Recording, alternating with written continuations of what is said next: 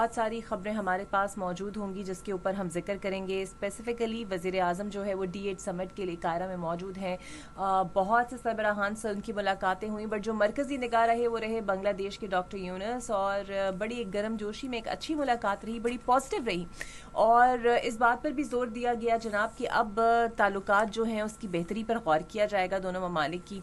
जितना हो सके म्यूचुअल पार्टनरशिप से अपॉर्चुनिटीज़ को तलाश किया जाएगा, इक़्तिसादी तौर पे रवाबित बढ़ाए जाएंगे, और जितने भी गिले शिकवे थे अब उसको भुलाकर अब एक नए साल की आमद के साथ साथ ही एक नए दौर का आगाज़ दोनों ममालिक के दरमियान होगा। और भी लोगों से उनकी वहाँ पर मुलाकात हुई, और वहाँ पर गज़ा के हवाले से भी वज़ीर आज़म ने बात की कि वहाँ पर जंग बंदी होनी चाहिए। यूनान में जो हादसा पेश आया उस पर भी बात की, और टर्की के साथ स्पेसिफ़िकली इक़्तिसादी तजारती ताल्लुकात मज़ीद बढ़ाने पर जोर दिया गया। वैसे तो आप जानते हैं तुर्किया के साथ पाकिस्तान के पहले ही बहुत अच्छे ताल्लुकात हैं, तैयब एर्दोगान के साथ बहुत अच्छे ताल्लुकात हमेशा से रहे हैं पाकिस्तान के, और अब दिफाई ताउन बढ़ाने पर भी गौर शुरू हो गया है। तो इसको भी हम ज़रा डिटेल में आज देखेंगे और बात करेंगे।